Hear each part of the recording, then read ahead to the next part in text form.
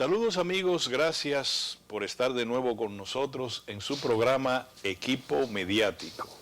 15 periodistas, 3 cada día, estamos con ustedes durante la semana laboral, intercambiando, reflexionando, informando, opinando sobre todo el acontecer político, económico y social de la República.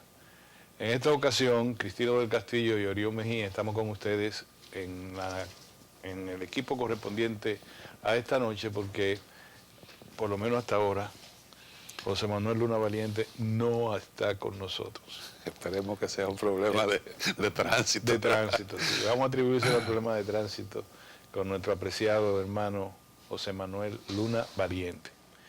Nosotros, mientras tanto, que quisiéramos conversar con ustedes, la agenda de tanto política, económica y social está bastante repleta en la República Dominicana.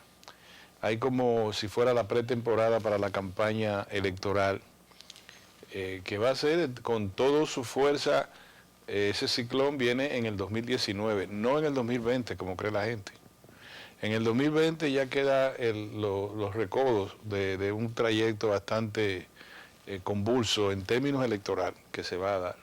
Por eso que tanto este programa nosotros hablamos de que en el 2018 deberíamos emprender las grandes decisiones de orden político, de orden social y de orden económico.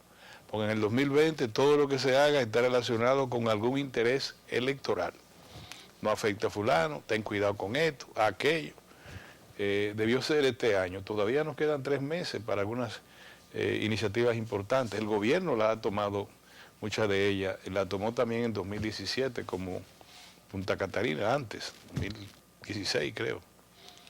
Ahora hay un tema que yo quisiera, Cristino, con tu permiso, que fuera el tema con que iniciáramos el programa, que es una preocupación nuestra de todo, quizá de el último año y medio, que es el tema del precio del petróleo.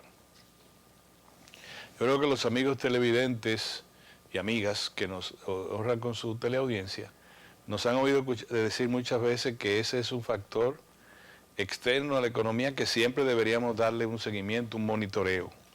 Y que las predicciones que se han hecho, miren, aquí el Banco Central no ha fallado en sus proyecciones y predicciones en el ámbito de el control inflacionario, crecimiento económico, tasa de cambio, se ha manejado casi a la perfección en eso.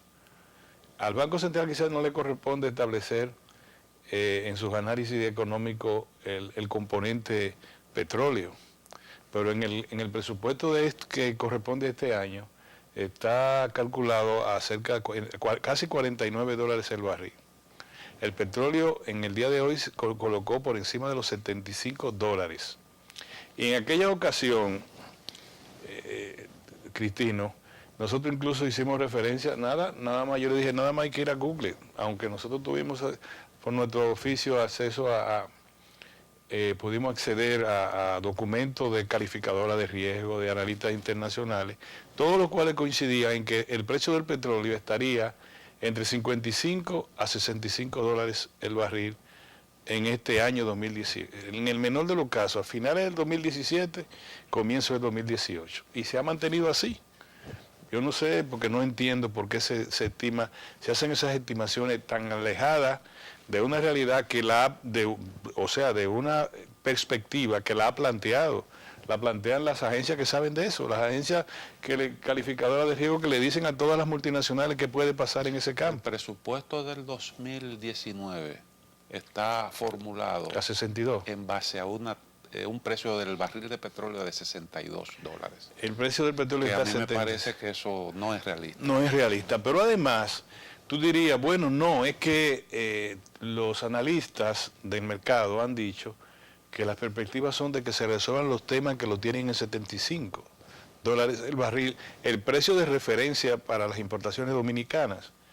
Pero yo te pregunto, ¿tú le ves perspectiva a una salida en el corto plazo a la crisis de Irán? En el corto plazo, quiere decir de aquí al primer semestre del año que viene. La perspectiva es que ese conflicto pudiera agravarse. Y China acaba de tomar una decisión que habría que ver cómo va a repercutir en los precios internacionales del petróleo, que dejaron de comprar petróleo de Estados Unidos. Se supone que China va a demandar por otro lado. Correcto, correcto. Va a salir a buscar ese petróleo. Tú ves a corto plazo que los países que conforman el cártel este de la OPEP, que son los principales productores también del mundo, incluye a Venezuela. ¿Tú crees que ellos van a reducir, viendo que sus economías se cayeron en el año 2017 cuando el petróleo estaba a $40 el barril? Y hasta menos de ahí llegó a estar. ¿Tú crees que ellos no van a querer establecer buenas, digamos, buen ahorro, como lo están haciendo ahora? Un petróleo que están produciéndolo a $10 el barril y que lo están vendiendo a 75. Pon tú, como una cantidad de utilidades bastante alta. El asunto quizá ahí está en la competencia, que siempre hay una lucha por el posicionamiento en el mercado. Sí, pero Arabia Saudita está apoyando a los Estados Unidos en la cruenta presión de carácter económico contra Irán, porque Arabia Saudita también está involucrada en la especulación del mercado petrolero. Naturalmente. Arabia Saudí es uno de los principales elementos de ese conflicto y es una de las partes que está presionando para que se endurezcan las posiciones de Estados Unidos. ¿Tú crees que los productores de los Estados Unidos van a cambiar la correlación de precios a nivel mundial por una cantidad mayor que puedan proyectar, colocar en el mercado a un precio menor? No. Porque el precio de colocar en el mercado el petróleo de los Estados Unidos a veces ha estado por encima de los $40. Fíjate cómo son las cosas. Estados Unidos ha sido un factor que ha incidido en la estabilización del precio del petróleo, o en algunos casos la tendencia a la baja, porque ellos son los que bombean petróleo y a veces tienden a saturar el mercado, que eso fue lo que motivó realmente el descenso, conjuntamente con la política de Arabia Saudita, pero... No, y conjuntamente cuando Irán entró al mercado... Y después de eso se sumó Irán a la oferta. Irán dijo, vamos a la oferta. Incluso dijo, nosotros no vamos a limitar nuestra producción porque vamos a recuperarnos de 10 años de Ahora, la industria petrolera norteamericana le convienen los precios altos. Bueno, a todo el mundo le conviene por ese producto de exportación, pero los costos de ellos de producción son altos. Entonces, el discurso, el contenido del discurso del presidente Trump no necesariamente es el contenido de los productores de petróleo. Quisieran que se mantuviera alto, pero no tan alto. ¿Por qué fue que los países productores de petróleo de la OPEP lo bajaron? Dice, bueno, vamos a bajarlo, pero no vamos a permitir, vamos a tratar que se mantenga entre 40, 50, 60, que ellos intervendrán, pero no tendrán grandes ganancias. La mayoría de los miembros de la OPEP han querido el recorte y hubo un acuerdo para un recorte. Arabia Saudí es que ha llevado en algunos casos la contraria. Estados Unidos, cuando los precios se ponen buenos, entonces sale a vender al mercado. Sí. Y eso ayuda, porque hace que los precios de alguna manera Pero bajen. Tan pronto bajen del nivel que ellos, de costo que tienen, se retiran otra vez y vuelve. Ese no es el elemento fundamental. Yo te haría otra pregunta también. ¿Tú crees que hay posibilidad de que Occidente llegue a un acuerdo con Rusia en el corto plazo para que cesen las presiones también de carácter económico contra Rusia? ¿Y Rusia qué hace? Rusia responde por el lado entre Siria, Irán y con ello todo el componente de la estrategia de producción y venta del petróleo. Rusia apoya a la OPEP en su reducción. Le ha prometido, sin ser miembro de ese, o sea, le ha prometido reducir. Ellos son exportadores. Y por ese lado está obteniendo beneficios y un poco alivia la carga pesada de las sanciones de Occidente hacia Rusia por el tema de Ucrania ¿cuál es el que se anexó Rusia? Crimea. Crimea. Entonces, fíjate cómo nosotros sin ser expertos ni nada, estamos dando algunas pinceladas para decir, no juguemos con eso. Ahora vamos a ver si cuando China deja de comprar a Estados Unidos está pensando en el petróleo venezolano. Vamos a porque ver. ellos tienen un acuerdo con Venezuela. Sí, pero el petróleo. Para Sí, pero ampliar una la producción de producción. petróleo no se hace de un día para otro. No, eso lleva tiempo. Sí, vámonos a un cambio. Permítanos seguir este tema ya trayéndolo al ámbito nacional. Nos vemos en un momento.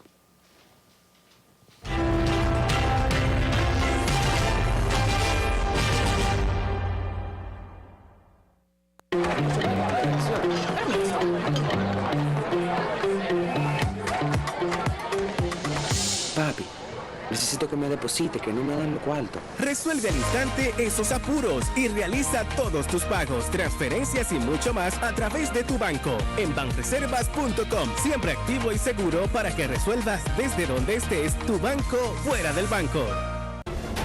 Actualidad, ciencia, tecnología, pluralidad, política, deportes, cultura, economía.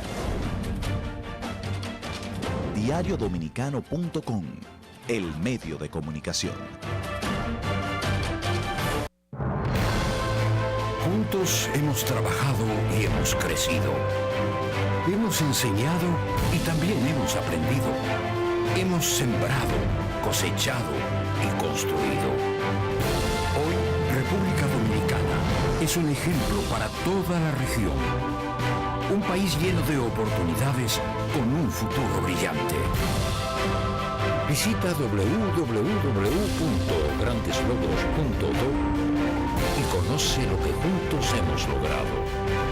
Gobierno de la República Dominicana. Aquí hay futuro. La revista diaria.com.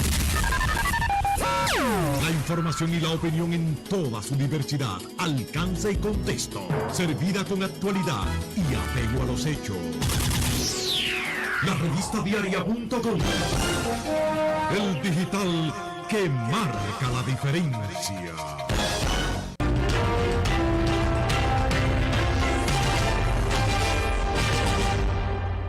Señores, estamos hablando de los precios del petróleo en este momento. Sin Cristino ni yo ser ni expertos en nada, lo que estamos es teniendo sentido común y atendiendo algunas informaciones puntuales sobre el tema. Por ejemplo, ya dijimos que no vemos por lo que le dijimos, pero también no lo decimos nosotros, lo dicen las calificadoras de riesgo más importantes del mundo y los analistas más importantes. Acceda a cualquiera de esos portales y usted va a encontrar que digamos que el ambiente para tratar el precio del petróleo no es halagüeño en ningún lado. Hablamos de Irán, que no puede acceder al mercado. Es más, Naciones Unidas le está pidiendo al presidente Trump que garantice que porque es las transacciones. Nadie le puede comprar un galón de petróleo a Irán, pero le están diciendo garantice medicina, garantice alimentos, transacciones bancarias a nivel mundial, exportaciones, importaciones. Son un nivel de sanciones económicas fuerte, muy fuerte, cruentamente fuerte contra Irán. Allá sabrán, es un problema político y de geopolítica, bien, pero eso significa que Irán no va a poner un barril de petróleo en el mercado, que no sea en países que ya tienen su problema con los Estados Unidos, Rusia, pero Rusia tiene petróleo. La Corte Internacional de Justicia le haya advertido a Estados Unidos que tiene entonces morigerar esas sí. sanciones. Entonces, Venezuela, que tiene faltó la pregunta de decirte, bueno, ¿y Venezuela? ¿Tú crees que resuelva a corto plazo? Mira, Venezuela mañana puede resolver esos problemas de carácter político y el tema de carácter económico, volver a colocar a Venezuela en el rango de que incida en la producción, en el mercado mundial de petróleo, faltan muchos meses. Sí, no es mañana. Ahí se acumuló mucho tiempo de descuido. Entonces, no se hicieron, la industria petrolera es muy sensible a la baja en las inversiones. Okay. Y la productividad ha descendido enormemente. Y eso lleva mucho tiempo recuperar. Entonces, luego queda aspectos como este, que te quería decir para escuchar tu reflexión finalmente. Nosotros tenemos una refinería de petróleo que procesa, llamémosle procesa, unos 30.000 barriles diarios. Es decir, lo asume crudo y lo convierte en gasolina, gasoil y todos los productos que son sucedáneos de eso. Ok. de los más de 150.000, deben ser ya 160.000 tal vez. La economía ha crecido, el mercado vehicular ha crecido, el consumo de electricidad ha crecido, el consumo industrial ha crecido. Debe ser 160.000 barriles. Resto, nosotros tenemos que importarlo ya procesado. Gasoil, gasolina, gas de cocinar o gas licuado y todo lo demás. Y eso da una idea de lo que significa un incremento de $1 en el precio del barril. Sí, es mucho más de, $1 significa mucho más de 50 millones de dólares. Pero hay otra cosa, nuestra capacidad de almacenaje para aprovechar precios futuros, como se hace con otros commodities, es muy limitada, 10 días. Por eso es que cada semana hay que revisar el precio, porque nosotros no tenemos para guardar, para decirlo de alguna manera, derivados del petróleo más allá de 10 días. Segundo, la forma de adquirir petróleo por nosotros, por eso mismo, y porque ya no tenemos, que quisiera que tú me hablaras de eso, ya no tenemos el acuerdo Petrocaribe, es comprarlo en alta mar. Es decir, los barcos petroleros te están dando vueltas que van de un sitio a otro, y tú ves un barco tal, y el capitán del barco, la compañía que tiene, te dice, usted hizo la transacción, ¿cuántos son? Tanto, nos creímos tanto. Y sí, ya la transacción tal, banco tal. Cash. No hay crédito para el petróleo, porque no lo tenemos. ¿Le puede comprar a quién? A Colombia, a Ecuador. Puede comprar en Texas. Nada, como está en la bolsa de valores, tú tienes que hacer la transacción. Lo hace la refinería o lo hacen, qué sé yo, quien en la hacienda o quien tenga que dar el dinero. Eso quiere decir que nosotros estamos comprando petróleo a lo comido por lo servido en la economía dominicana, que hace más cruento el precio real del petróleo como impacta la economía. A reserva de decirte cuál va a ser el impacto, a mi modo de ver, que eso tiene en todo el ámbito de las cuentas nacionales, yo quisiera que tú señalaras qué diferencia hay ahora que estamos comprando petróleo allí, a quien pase por ahí, a cuando tú tienes un acuerdo de largo plazo, como el acuerdo Petrocaribe. Esa es una gran diferencia. Es una gran diferencia. Todo el mundo sabe que Petrocaribe fue para la República Dominicana un gran alivio. En los momentos en que República Dominicana tuvo que afrontar una crisis alimentaria, una crisis petrolera y después de eso la crisis del sistema financiero que derivó en una gran crisis económica. Petrocaribe para nosotros fue un gran alivio porque usted compraba después de un precio determinado.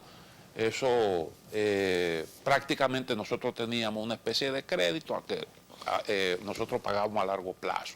Hoy no tenemos eso. A 25 años, 4 de gracia y creo que un 2, un 3, 4%. Un interés mínimo. Mínimo de eso.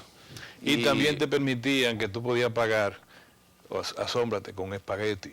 Exactamente. Vamos a decirle pastas alimenticias, con uniforme de guardia, con habichuelas. Sí, productos que eran de interés para ellos. Tú podías pagar y no lo aprovechamos, incluso no lo aprovechamos tanto. Fue un gran programa y una mano importante que nos dio Venezuela en momentos realmente difíciles. Yo recuerdo una expresión de Leonel Fernández que decía, siendo presidente de la República Dominicana la economía tiene un gran enemigo que se llama petróleo. Y esa es una gran realidad. Y en Cuba él dijo, miren, no nos están regalando el petróleo. No, claro que no. Pero nos lo están poniendo fácil, porque después de $50 el barril, era una proporción a crédito. Después de 60, una proporción aún mayor. De manera que tú guardabas, la economía respiraba, porque si tú tenías una factura petrolera de $100 millones, en realidad con Venezuela eran de 60. Sí. 40 millones te lo mandaba a 24 años, con una tasa era simbólica de interés. Así es. Entonces, eso que le estamos señalando, primero a nosotros, si nos explican por qué el cálculo tan exageradamente dispar con el precio real promedio del petróleo durante el año, si hay una explicación técnica, nosotros la vamos a aceptar porque ni tú ni yo somos técnicos. No, claro. Pero yo lo considero un poquito como exagerado. No sé cuáles son los parámetros que se están sopesando para hacer ese cálculo, pero cuando se formuló el presupuesto, ya el precio del petróleo había rebasado ese... Estaba en los 70. Claro, ya estaba por encima de los 70. Entonces no sé realmente qué fue lo que pasó ahí. Esperemos la explicación de eso, ¿verdad? Sí, correcto. Entonces, Pero ya con el presupuesto de este año pasó lo mismo. sí, Pasó sí. lo mismo, nos quedamos cortos en ese. No, en y ese muy cálculo. corto, 49 a, Sí. a 75 que está, porque estaba Cuando era previsible que los precios se iban a disparar. Yo no sé si eso tiene que ver con no escandalizar las cuentas nacionales en un momento determinado, no mandar el mensaje al mercado de que la prima del dólar puede ponerse de tal manera, o de que los niveles de inflación pueden aumentar, o de que tenemos que recoger moneda fuerte por cualquier No, que debilidad cambiaria. precisamente para tú evitar esas cosas que tú tienes que ser realista en ese cálculo.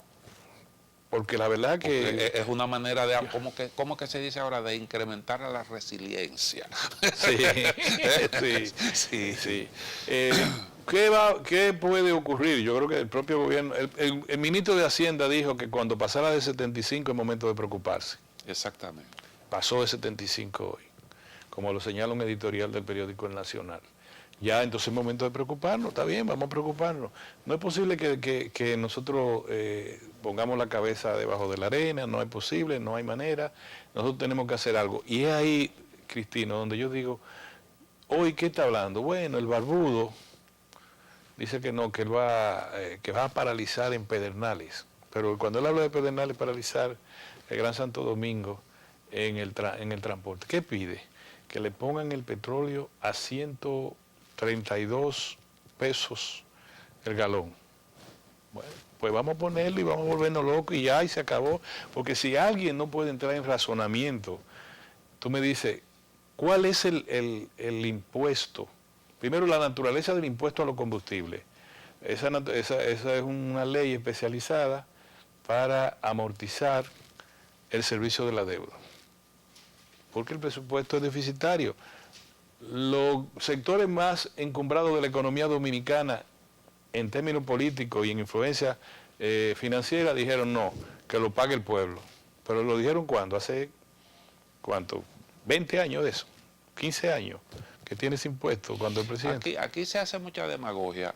Hay gente que te critica el endeudamiento, que la República Dominicana está pidiendo demasiado dinero prestado y al mismo tiempo te están exigiendo una modificación en la ley de hidrocarburos para disminuir los ingresos del gobierno por esa vía.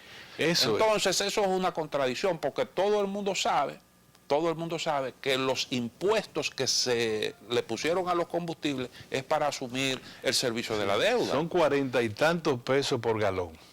En el caso del galón de las gasolinas y del gasoil, no sé. Bueno, 40 y tantos. Ok, yo lo encuentro un poco alto, bien, estamos de acuerdo. No es ese el problema.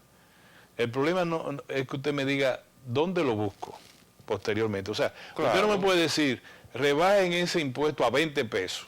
Con lo cual, y apliquen esa rebaja al precio final de los combustibles. Hay dos razones por las que en este momento eso no es posible. Y hay que decirlo a la gente con esa crudeza. No es posible. Primero, vamos entonces a una reforma fiscal, aunque sea parcial, que es peligrosa.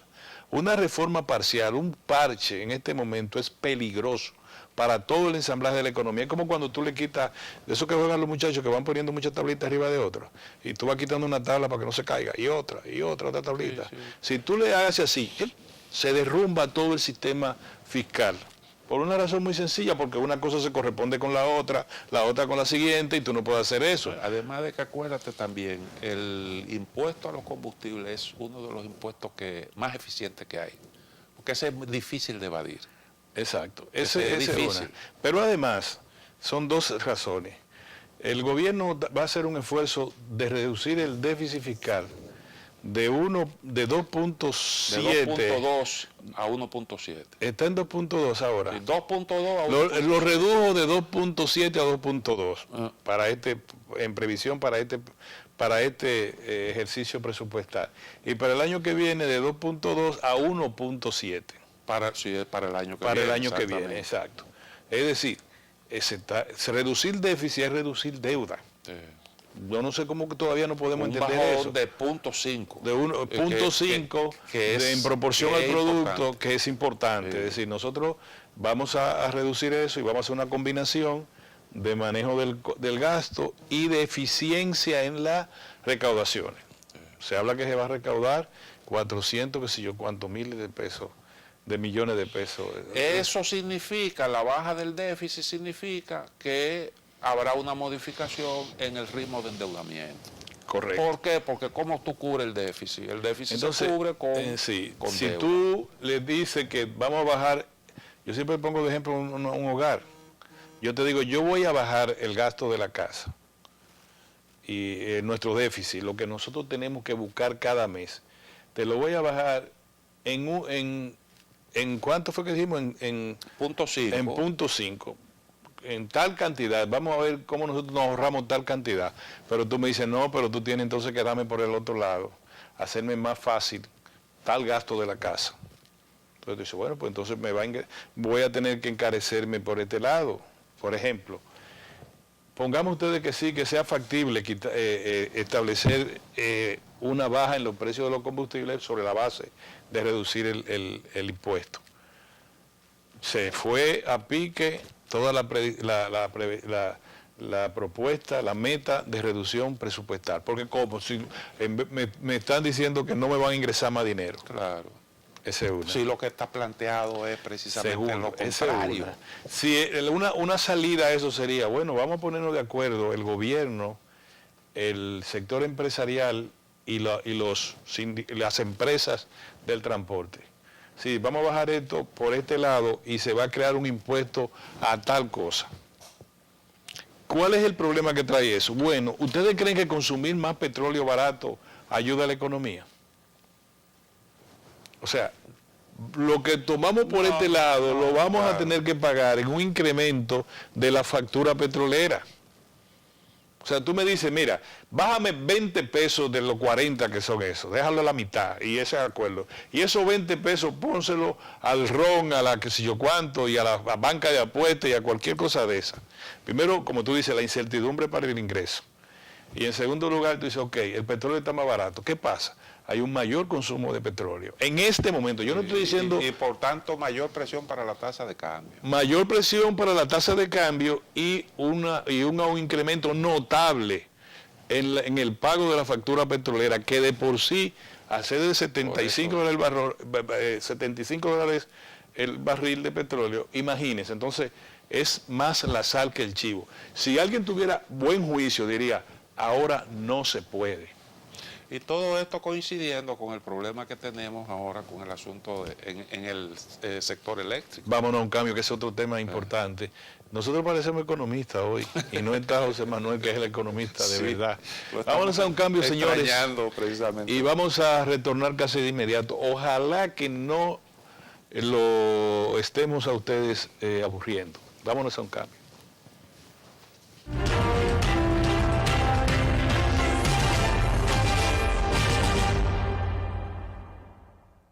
¿Qué harías si te ganas $1.000.000 de pesos? ¡1.000.000 de pesos! Banreservas premia tus ahorros todas las semanas y te hace millonario. Por cada 500 pesos o su equivalente en dólares que incrementes en el balance promedio de tu cuenta de ahorros Banreservas, generas un boleto electrónico para ganar premios de 100.000 pesos semanales y un premio final de $1.000.000 de pesos. Banreservas, el banco de los dominicanos. La revista diaria.com. La información y la opinión en toda su diversidad, alcance y contexto, servida con actualidad y apego a los hechos. La revista diaria.com, el digital que marca la diferencia. Juntos hemos trabajado y hemos crecido. Hemos enseñado y también hemos aprendido. Hemos sembrado, cosechado y construido. Hoy, República Dominicana es un ejemplo para toda la región. Un país lleno de oportunidades con un futuro brillante. Visita www.grandeslogros.do y conoce lo que juntos hemos logrado. Gobierno de la República Dominicana. Aquí hay futuro. Actualidad, ciencia, tecnología, pluralidad, política, deportes, cultura, economía. Diariodominicano.com, el medio de comunicación.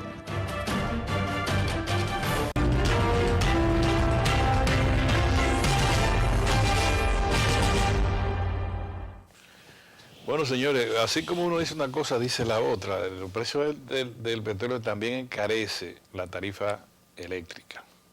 Sí, claro. La encarece directamente, no hay más nada que decir, la encarece. Aun cuando el componente de generación eléctrica se ha diversificado notablemente, no O totalmente. la tarifa o el subsidio, porque el gobierno ha optado por no tocar la tarifa. El subsidio. Por tanto, el subsidio es lo que se ha ido. Que se puede incrementar ahora el subsidio, que había bajado a menos de 300 millones de dólares.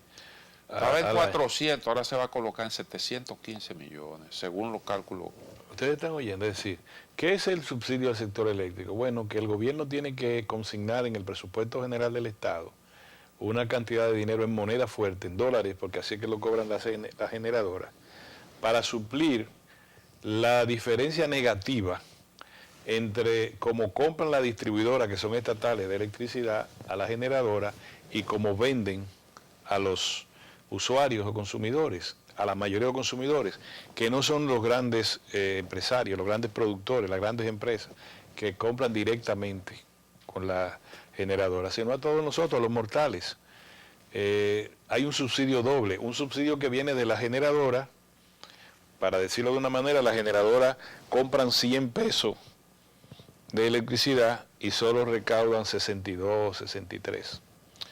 Por la distribuidora, no la distribuidora. Sí. Por múltiples factores. Uno de ellos es los propios precios, que tiene que haber un subsidio. Yo no te puedo vender al nivel de precio que me están vendiendo, que yo estoy comprando. Y la otra, pérdida de cosas. Y hay un subsidio cruzado que es que quienes consumen más de 700 kilovatios diarios, no sé cómo es eso, bueno, usted consume más, a usted se lo subimos el precio, para que lo que consumen menos podamos bajar. Sí, una manera nosotros, lo que privamos en clase media, que consumimos ahí, que tenemos aire acondicionado, una qué sé yo cuánto, nos suben la tarifa para poder compensar en parte el subsidio a las grandes masas. Y los empresarios transfieren esos aumentos al precio. Y ahí viene el problema de la inflación. No sé por qué el gobierno, al formular el presupuesto del año próximo, no tocó para nada la parte del gasto fiscal. Porque ese es también, yo creo que es un aspecto que en una situación como esta habría que estudiar, o por lo menos tú condicionar. Si el presidente no quiso en el 2018, ¿tú crees que lo querrá en el 2019? No va a ser posible. Porque si la causa fue el temor a lo que los políticos denominan el daño colateral de una decisión trascendente en el 2018, que todavía no era un año electoral, ese daño colateral se multiplica en el año 2019. Pero por lo menos debimos condicionar esas facilidades a unos resultados determinados. Si tú, por ejemplo, tienes facilidades, yo creo que tú debes asumir un compromiso en materia de generación de empleo, por ejemplo, de eficiencia, o de cierta... Lo primero es que la carga social la tiene el gobierno directamente y lo tienen como el cirineo de la gobernanza.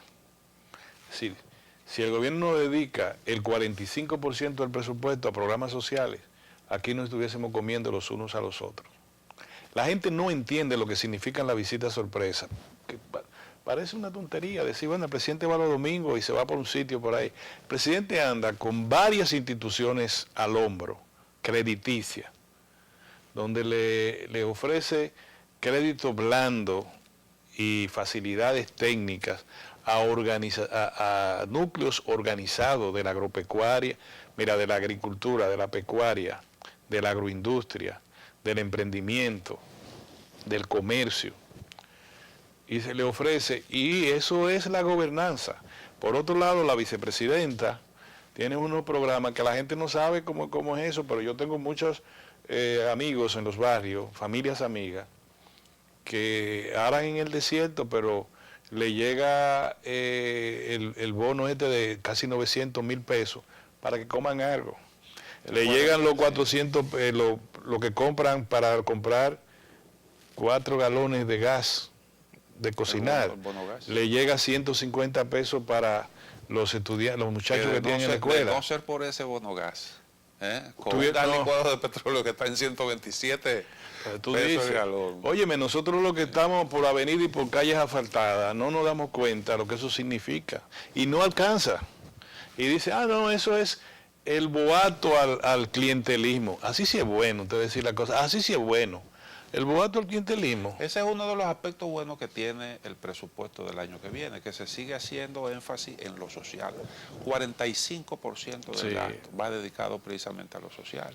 Y eso, es una gran virtud del Óyeme, de ese eso, presupuesto. por eso no se ha encendido la pradera. Porque no es verdad que el ser humano está hecho para morirse, para dejarse morir. No se va a dejar morir. Y hay gente que piensa que lo que le llamaban antes zona norte, barrio sur de Santiago, eso es una cosa que si se le pone una cerca, No, no nos afecta. además es bueno dejar claro que nosotros estamos hablando de amenazas que estamos observando en lontananza. No sabemos, por ejemplo, lo que tiene que ver con el precio del petróleo, cuál va a ser el comportamiento, si eso se va a mantener como tendencia o si llegará un momento en el que los precios se van a detener o a lo mejor, quién sabe, si pudiera producirse, dependiendo de cómo evolucionen las cosas en el plano internacional, si se pudiera reducir. Tú sabes que nosotros somos... Lo que te quería decir es que realmente los fundamentos de la economía dominicana son sólidos. Claro, la economía dominicana ha tenido un buen desempeño y yo espero que eso se mantenga. Este año la economía debe crecer cerca del 6%. El presupuesto se calculó en base a un crecimiento de la economía del 5%. Yo creo que... Ahí también hay una moderación que ojalá... Sí, una tasa de 52%. Nosotros lo que estamos haciendo quizás de $52. Es un planteamiento responsable, es decir, tenemos que ser previsor. Sí, claro. Nada, no diciendo que va a pasar nada malo, pero no podemos dejar de preocuparnos como tal el nivel de situación, pero sobre todo no estamos solo diciendo que el gobierno es el único que tiene que ser previsor. El sector privado tiene que aprender a ser previsor y a contribuir a la gobernanza. Y el liderazgo político, que todavía da muestra de canibalismo. Porque esos dirigentes, que son ahora, esos grandes empresarios del transporte, que manejan digamos que tienen una acumulación ordinaria de capital espantosa, de grande, de enorme. Tú no te imaginas la cantidad de riqueza que esa gente ha acumulado. Pero tienen la mente todavía y pretenden hacer creer a la sociedad que son sindicalistas. Y son grandes empresarios. Pueden sentarse en el country club ya. De hecho, ya viven en sectores residenciales de altísimo nivel. Y le dicen a la gente, mañana vamos a paralizar la Duarte y la 27. Eso no puede ser, ese nivel de irresponsabilidad no puede ser. Entonces el gobierno negocia con esas grandes empresas, cuyos únicos accionistas son 2 o 3, no pasan de 5, pero 2 o 3 son los grandes millonarios de eso, los que tienen un monopolio en la mafia del transporte. Esa gente, el gobierno ha decidido hacerlo interlocutores. Y si se hace ese diálogo de esa manera, los choferes van a seguir estando en la misma miseria y en la misma explotación. Los choferes no son explotados por el gobierno, los choferes son explotados por esa mafia. Sí, claro. Y yo creo que lamentablemente la coyuntura, esta situación que se ha presentado con el incremento en los precios del petróleo, le ha dado un poco de relevancia a esos grupos. Lo cierto es que en el área del transporte el gobierno ha tomado una serie de iniciativas para corregir problemas que venimos arrastrando desde hace muchísimo tiempo. Mira, perdóname que te interrumpa. Eso que tú dices, que la situación le da beligerancia, está en dos niveles. Esa mafia a la que yo me refiero es que quiere quedarse con los beneficios de la transformación que está promoviendo el gobierno en el sector transporte. Entonces hay un liderazgo político que dice, bueno, y que no quieren lo perder asociamos. las ventajas que tienen en función de las precariedades que prevalecen en el. Entonces hay en el un sector transporte. político de oposición que se anida ahí en ese jueguito peligroso y dice, bueno, en la medida en que vaya drenando la gobernanza y cosas, el gobierno va perdiendo fuerza, va perdiendo prestigio y nosotros vamos a ir teniendo ganancias de causa electoral. Mal eso. Sí. El lobo se come a cualquiera. Yo te propongo que hagamos una pausa para que hablemos un poquito también Está bien. de que hay un proceso de designación de jueces. Vámonos para adelante. Usted, otros temas ahí no, que son no, importantes que no podemos. Además que es usted que lo está pidiendo, imagínese eso. Vámonos a un cambio, señores. Si vamos a retornar ahora, vamos a irnos al Consejo Nacional de la Magistratura. Nos vemos en un momento, señores.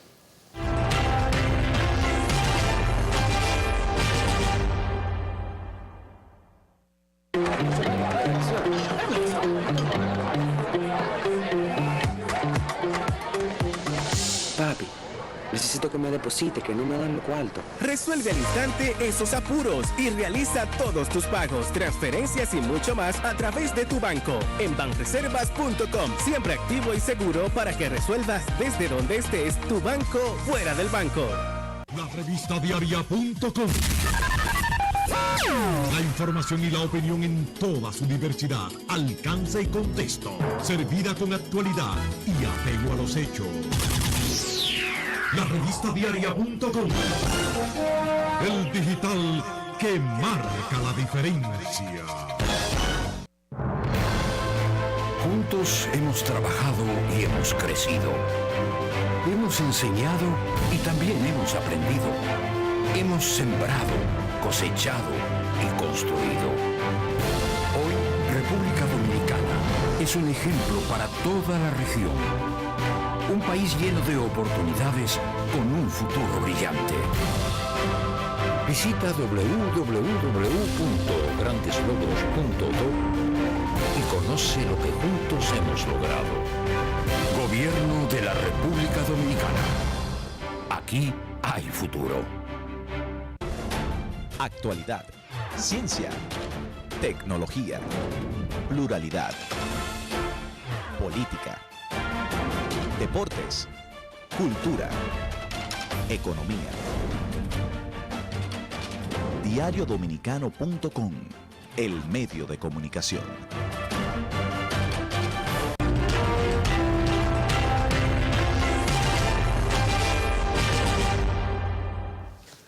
Bueno, señor, yo le dejo a usted que nos dé las explicaciones de vida del tema que usted ha planteado. No, yo estaba contando con su capacidad para analizar todos estos temas. Mira, yo creo que esta es una cuestión importante. Lo que está ocurriendo, conforme a la Constitución, hay que sustituir algunos jueces de las altas cortes, 5 o 4 del Tribunal Constitucional. Hay que evaluar los miembros de la Suprema Corte de Justicia. Algunos ya cumplieron el periodo para el cual fueron designados. Y con esa misión se ha reunido el Consejo Nacional de la Magistratura. Pero en República Dominicana, hasta ese proceso siempre entraña una serie de dificultades, porque hay gente que quiere, desde afuera, a pesar de que la Constitución dice, ¿verdad?, quién es que le corresponde y cuál es el procedimiento, la forma en que se deben hacer las cosas, pero siempre hay gente que quiere imponer sus criterios. Entonces ahí hay objeciones con respecto a un magistrado que algunos están sugiriendo como que se sustituya para que sea un magistrado de carrera. La Constitución no dice eso.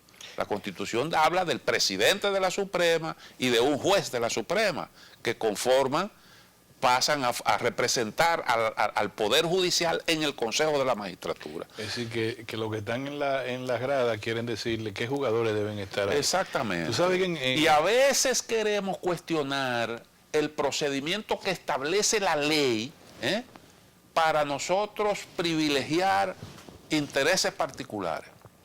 Queremos cambiar las reglas de juego cuando entendemos que no nos conviene o que no nos da la oportunidad. A veces para crear incidentes.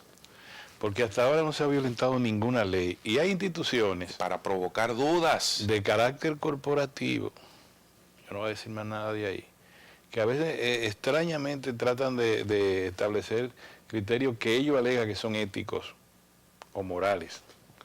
Y resulta que no, que son la expresión de intereses de otra naturaleza. Eso que tú señalas de que la ley no dice que sea un juez de carrera. No es verdad que un conglomerado que le diga a la Suprema Corte de Justicia, la que está ahí, esa Suprema Corte de Justicia, mire, por nosotros está por ley establecido claramente el presidente de la Suprema Corte de Justicia y un magistrado de eso. El magistrado que se seleccionó fue fulano de tal, conforme a la ley. Y por consenso. Por consenso. Ahora, si tú dices, no, eso fue que el presidente lo hizo solo de la Junta y designó a él y hay una situación que colisiona con la ley y con la Constitución, bien. Pero no me digan que es un juez de carrera. Yo te puedo señalar del Consejo Nacional de la Magistratura por lo menos 2 casos de jueces de carrera que fueron traducidos a los tribunales por situaciones venales con V corta. Entonces no me diga que el juez de carrera te representa la integridad y todo, no. La ley dice que ahí hay que actuar con integridad, con transparencia, con solvencia, aunque sé yo, cuántas cosas más. Pero la ley no dice, el que es íntegro, la garantía de integridad la tiene el juez de carrera, no, la garantía de integridad la tiene el que decide la ley. Y la otra fórmula que se ha sacado del sombrero de un mago es que los miembros del Consejo de la Magistratura debieron ser ratificados, porque eso, cada vez que se va a sesionar hay que hacer una selección, ese es el criterio de que parten algunos. Pero yo le voy a decir una cosa, se sigue manteniendo el criterio de que en el caso, por ejemplo, de la Cámara de Diputados y del Senado, los que representan ahí, los que se supone que les corresponde escoger al representante es a la segunda mayoría, y la segunda mayoría está ahí representada. Y esa segunda mayoría no ha planteado una cuestión de renovar mandato y de hacer una nueva al elección. momento, no, mira. De manera que ahí no hay absolutamente ningún problema. Mira, Cristino, pregúntale cómo hacen en los tribunales, presente calidades cada uno. Dice uno, yo soy el presidente Danilo Medina, yo estoy aquí en calidad de que la ley dice que el presidente de la República es a su vez el presidente del Consejo de la Magistratura. Muy bien. ¿Y usted? Yo soy el presidente de la Suprema Corte de Justicia. La ley señala que yo estoy en esa misma calidad, estoy aquí. Y usted, yo soy el presidente del Senado en esta calidad. Y usted, yo soy el presidente de la Cámara de Diputados en esa calidad. Ahora, lo de la segunda mayoría, yo soy fulano de tal, me eligió quien tiene calidad. Primero yo tengo la calidad de legislador, que es absolutamente indispensable. Luego, pertenezco a un partido distinto que ese partido representa la segunda mayoría. ¿Ya? Eso es. Y no sé cuál es la forma de escogencia de esas personas, pero están con calidades. Conforme a la Constitución. Conforme a la Constitución, porque eso es lo que se dice. Ya. Ahora, si tú me preguntas, son 11, fíjense eso, son 4 jueces del Tribunal Constitucional. Y se tienen que ir los 4 que estén que se van. Bueno, ¿y cuál es el problema? Para eso están, para escogerlo. Eso pasó con los fiscales. No, que así es la vida, te venció tu tiempo. Bueno, si te dejan, si no, ¿te violó la ley con quitarte? No, no se violó la ley.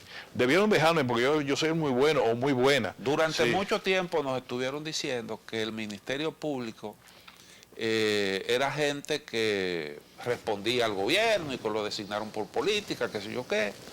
Y entonces, cuando se hace el concurso, entonces los malos son los que se van a escoger por concurso y no los que antes criticaban porque eran designados por política. Entonces uno aquí no sabe realmente cómo es que... A la magistrada anterior fiscal del distrito, yo la felicité, buen trabajo, pero yo no puedo decir que la sacaron porque le hizo un buen trabajo, no. Es porque ella no participó en el concurso por las razones atendibles. Ella lo entendió muy bien. ¿Qué hacemos? Y ella lo explicó, no me voy a someter a concurso porque el tiempo que me queda no es como para yo pasar por eso. Y ella estuvo en su pleno derecho y es verdad, ya yo terminé, yo rendí un buen... Y ahora la ascendieron porque... Ella dijo, no me voy del del Ministerio Público y tuvo el cargo donde debe estar, el rol que Exactamente. tiene en la Corte. Un reconocimiento al trabajo que hizo. Entonces, por ejemplo, van a evaluar primero a los 11 magistrados de la Suprema Corte de Justicia. Ese es otro aspecto, el asunto de la evaluación. De cuál es de que no tienen que estar ahí los miembros de la Suprema. ¿Cómo es que dice la Constitución que se tiene que proceder? Yo creo que lo que se decidió ayer es lo correcto. Vamos a ponernos de acuerdo en el procedimiento. Hay una cuestión que me parece a mí que es algo obvio. Si me van a evaluar a mí, se supone que yo tengo que... yo no voy a participar en mi propia evaluación. Pero ¿quiénes representan los miembros del Consejo Nacional de la Magistratura? El Consejo Superior, ¿cómo se llama? Superior al Poder Judicial. Del Poder Judicial. ¿Son qué? ¿No son jueces? Sí, claro. ¿Jueces evalúan a otros jueces? No, usted juez no puede decidir el traslado de esta jueza porque sabe Dios que a usted le cae mal a su colega. No, al contrario, ellos pueden aportar información vital para una correcta evaluación. No, ese juez al que se refiere y el magistrado presidente, a ellos mismos no pueden autoevaluarse. Pero es por una razón ética. Sí, claro. Y constitucional también, uno no obra contra uno mismo, no se acusa a uno mismo. No, claro, que uno no puede ser juez y parte. Entonces eso está bien, pero no quiere decir que no puede evaluar a los demás. De hecho, claro, el magistrado presidente de la Suprema es miembro del Consejo del Poder Judicial. Bueno, ¿y cuál es el problema? No, esos son incidentes necios, de verdad, necios. Ahora, otra cosa importante que hay que decir, las escogencias de los jueces de las altas cortes es un acto de naturaleza política. Sí, señor. En Estados Unidos, en Francia, en Alemania, en República Dominicana, en Haití, donde sea, es un acto de naturaleza política, que para eso usted Mira tiene que... toda la discusión que hay ahora mismo alrededor de la designación de un miembro de la Suprema Corte de Justicia en Estados Unidos. Bueno, y ahí nos vamos, señores, gracias por estar con nosotros, yo creo que nos pasamos, como dicen, pero bien, y ojalá que le haya sido de su satisfacción esta conversación entre el impetrante Cristino del Castillo y un servidor de ustedes, Orión Mejía. Nosotros estaremos con José Manuel Luna Valiente la próxima semana. Mañana otro equipo mediático estará con ustedes. Pedro Cava, Henry Pimentel y Héctor Tineo. Oh, se lo sabe los tres, esos tres ciudadanos de la República. Hasta entonces, señores.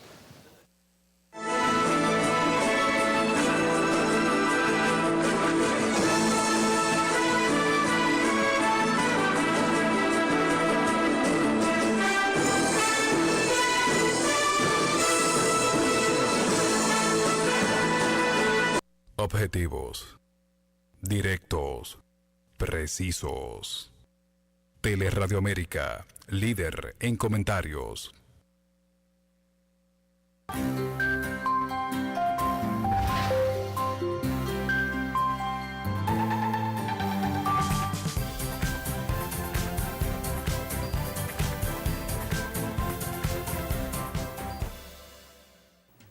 Hola, ¿qué tal?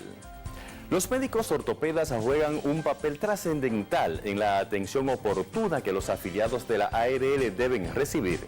Por tal motivo, el director y otros ejecutivos de la entidad realizaron un encuentro con una importante representación de estos galenos para